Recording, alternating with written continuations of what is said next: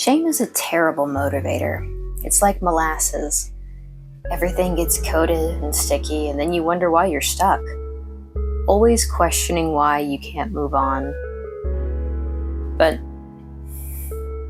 never why someone is trying to make you feel bad.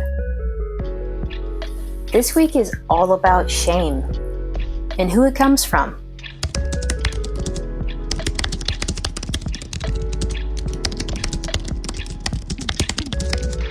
Honestly, week 3 of Julia Cameron's The Artist Way is like digging through garbage. Except instead of the dumpster being filled with trash, it's filled with memories of your childhood nemesis pegging you in the head with a dodgeball during PE class. I'm Makensi Grant, and if you've gotten this far, then I guess you're ready to start rummaging through the rubbish of my own shame as we peel through some of my emotions in this week's The Artist Way, Recovering a Sense of Power. Let's start with the essay. Week 3, Recovering a Sense of Power. Anger is fuel. We feel it and we want to do something. Hit someone, break something, throw a fit, smash a fist into the wall, tell those bastards, but we are nice people. And what we do with all this anger is stuff it, deny it, bury it, lock it, hide it, lie about it, medicate it, muffle it, ignore it. We do everything but listen to it. Anger is meant to be listened to. Anger is a voice, a shout, a plea, a demand. Anger is meant to be respected. Why? Because anger is a map. Anger shows us what our boundaries are. Anger shows us where we want to go. It lets us see where we've been and lets us know when we haven't liked it. Anger points the way, not just the finger. In the recovery of a blocked artist, anger is a sign of health. Anger is meant to be acted upon. It is not meant to be acted out. Anger points the direction. We are meant to use anger as fuel to take the actions as we need to move where our anger points us. With a little thought, we can usually translate that message that our anger is sending us. When we feel anger, we are often very angry that we feel anger. Damn anger. It tells us we can't get away with our old life anymore. It tells us that old life is dying. It tells us we are being reborn and birthing hurts. The hurt makes us angry. Anger is the firestorm that signals the death of our old life. Anger is the fuel that propels us into a new one. Anger is a tool, not a master. Anger is meant to be trapped and tapped into and drawn upon. Used properly, anger is useful. Anger is not the action itself, it is the action's invitation. Cameron continues this essay by talking about synchronicities and how answered prayers are actually really scary. They imply responsibility. You asked for it. Now that you've got it, what are you going to do with it? Answered prayers deliver us back to our own hand. This is not comfortable. We find it easier to accept them as examples of synchronicities. It's my experience that we're much more afraid that there might be a God than we are that there might not be. Incidents like those that happen to us and yet we dismiss them and they're sheer coincidence. People talk about how dreadful it would be if there was no God. I think such talk is hooey. Most of us are a lot more comfortable feeling we're not being watched too closely. Cameron argues that synchronicities make us angry because it is both a reflection of our own power in the situation and our own feeling of helplessness. It's easier to tie up our opportunities to a synchronicity, a happenstance, rather than us actually making the effort and working towards it. Let me stop, you're moving my camera. Julia Cameron continues this essay by talking about synchronicities and why they make us so angry. They anger us because they are a means to get the actions back in our own hands. It's a way to prove that there's not a God. or prove that there is, depending on your viewpoint. But ultimately, it proves that there are opportunities for us if we take the steps to do them. We asked for it. Now what are we doing with it? And it makes us angry whenever we don't know what to do. We like to pretend it is hard to follow our heart's dreams. The truth is, it is not difficult to avoid walking through the many doors that will open. Turn aside your dream and it will come back to you again. Get willing to follow it again and a second mysterious door will swing open. The universe is prodigal in its support. We are miserly in what we accept. All gift horses are looked in the mouth and usually return to sender. We say we are scared by failure, but what frightens us more is the possibility of success. Take a small step in the direction of a dream and watch the synchronous doors fly open. Seeing, after all, is believing. Shame. Some of you are thinking, if it were that easy to take an action, I wouldn't be reading this book. Those of us who get bogged down by fear before action are usually being sabotaged by an older enemy, shame. Shame is a controlling device. Shaming someone is an attempt to prevent the person from behaving in a way that embarrasses us. Making a piece of art may feel a lot like telling a family secret. Secret telling by its very nature involves shame and fear. It asks the question, what will they think of me once they know this? This is a frightening question, particularly if we've been made to feel shame for our curiosities and explorations, social, sexual, spiritual. The act of making art exposes a society to itself. Art brings things to light. It illuminates us. It sheds light on our very lingering darkness. It casts a beam into the heart of our own darkness and says, see? When people do not want to see something, they get mad at the one who shows them. They kill the messenger. Art opens the closets, airs out the cellars and the attics. It brings healing. But before a wound can heal, it must be seen.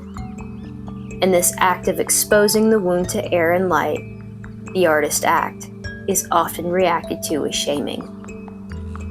For the artist who endured childhood shaming over any form of neediness, any type of exploration, any expectation, shame may kick in without even an aid of shame-provoking review.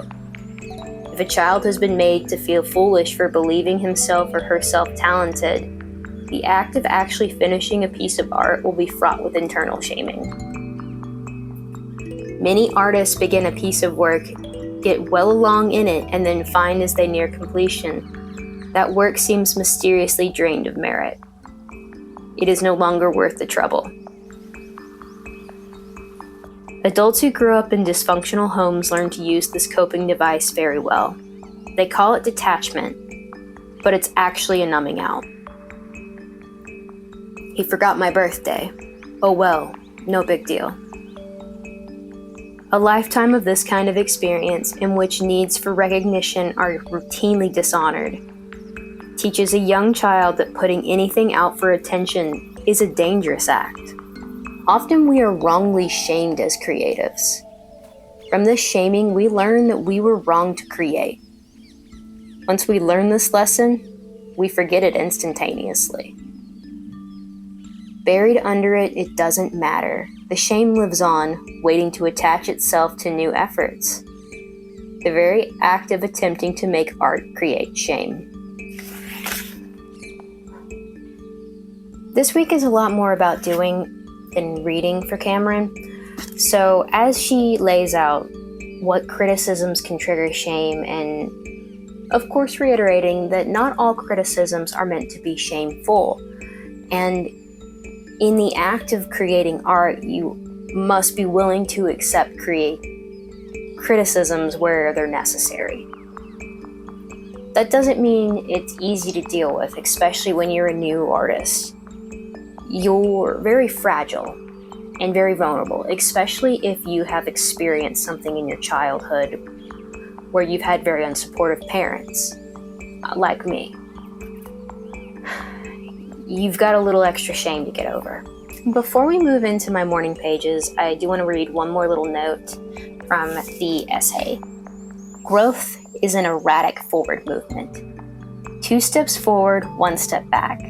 Remember that and be very gentle with yourself. A creative recovery is a healing process. You were capable of great things on Tuesday, but on Wednesday you may slide backwards. This is normal. Growth occurs in spurts. You will lie dormant sometimes. Do not be discouraged. Think of it as resting.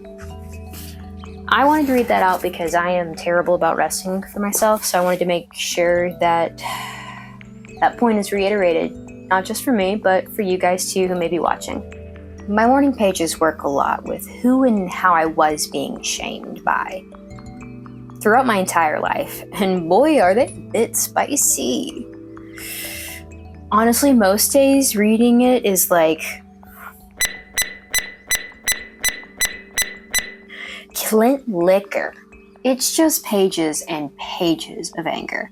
Self-actualizing kinda sucks. I didn't expect it to hurt this much, releasing all this garbage I'd built up in my head.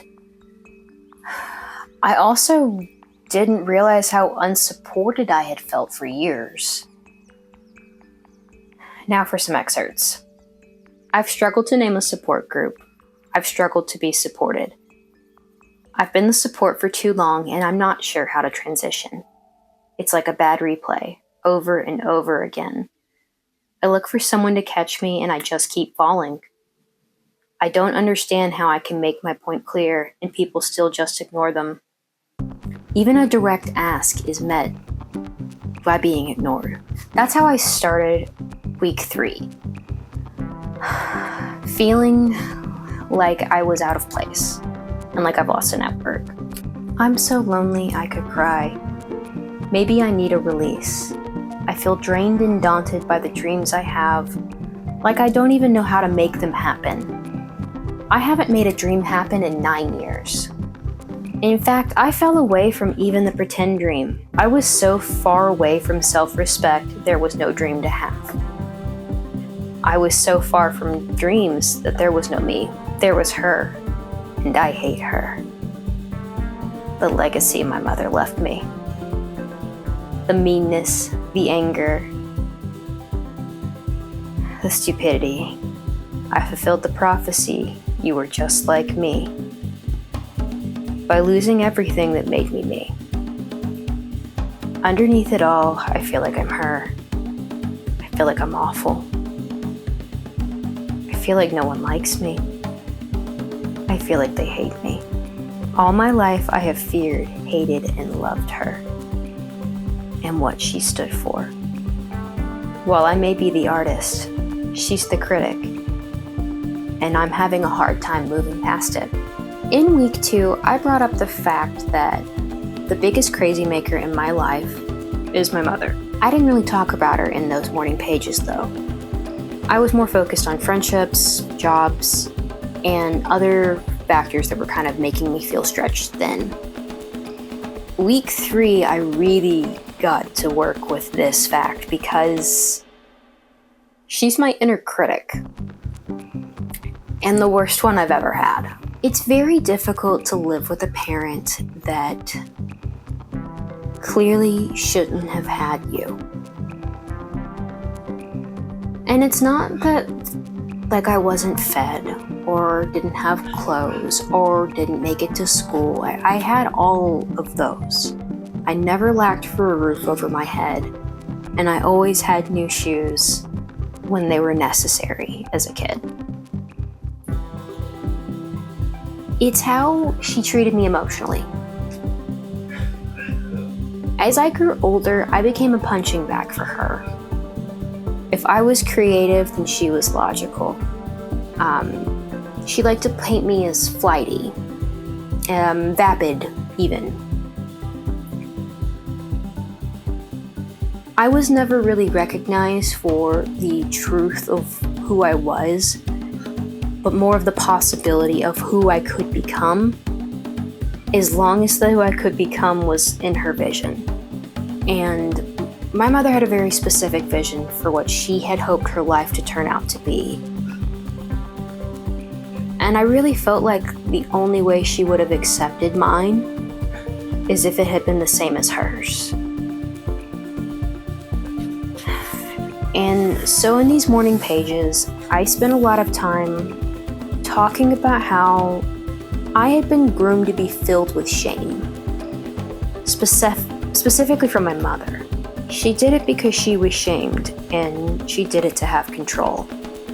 She did it to abuse. I grew up in a system that encouraged abuse. For you need the broken bodies of the masses to maintain the control. Religion is a tool wielded by evil and dumb men to hold themselves above all. Man made religion to be gods, to center themselves in a world they do not own. Control, even. Every time I try to write about my shame, it goes one of two ways: to my mom and to society. I have a lot of anger about literally being raised to hate myself and to serve others. And that this entire mechanism is used to create power over others, over me.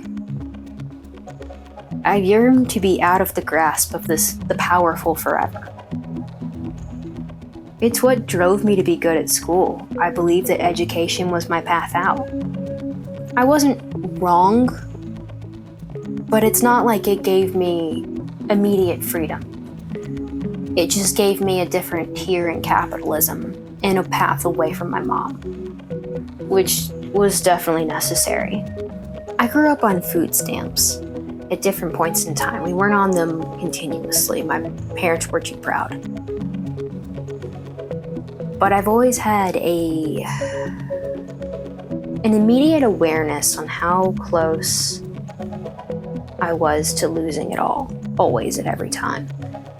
And it made me less willing to make risk.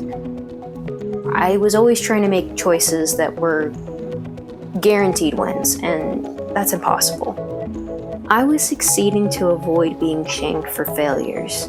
To be exceptional was just the required effort to not be called dumb, to not get called silly, to not get called annoying. I only wanted to be good. I only wanted to be accepted. I only wanted to be the exception. But I was forgetting to be exceptional for myself. I was only exceptional for praise to be loved. I could only receive that love by folding into their perceived expectations. The shame was the idea of the failure. Shame that I would be stuck, that their expectations would forever control me. I was never fully supported, and I had to problem solve to receive love. I was never allowed to have emotions. They were punished. I'll give you something to cry about. Oh, I'm just such a bad mom. You were just so selfish. I fought to avoid this shame and many others. But I had to suffer in silence. And I needed to suffer because they had suffered. And as the week continues, it's interesting to see how much this emotion and this feeling of shame is definitely the backbone for the story that I've been forming and working on.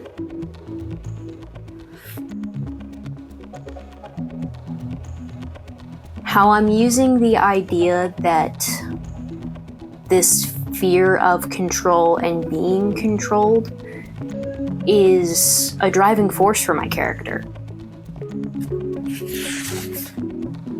That she'd do almost anything to be loved, yet she is afraid of it. Because what happens if it's gone? This week was a lot to sort through emotionally. I didn't realize how deep the shame is, and how much it twisted my body. I was truly tied in knots over others' thoughts and judgments, over and over again. I aligned myself with people that didn't hold the same loyalty to me. So I ripped myself into pieces hoping for approval. Shoved myself into a box so tight I became a fuse. Emotions spewed out, as if I'd never been able to feel them before. Surprisingly, as the world falls down around me, my life is becoming more enjoyable. I'm not chasing someone else's vision. I'm letting myself be. And I'm seeing the results. It's so hard and so painful, but I know I'll get through it. That last bit was from my end of week check-in, and it really summarizes the struggle I've been having between what I desire and what feels safe. It doesn't feel safe to pursue being an author, especially now. But it's not like I'm winning by shrinking either. I'm also not going to be happy until I try it. I spent my entire life around adults who gave up, and I don't want that for myself. There's a fun side quote this week that I want to read for this. Whenever I have to choose between two evils, I always like to try the one I haven't tried before. Mae West. So in honor of a legend, it's time to choose a new option. Makensi Grant signing off. Until next time.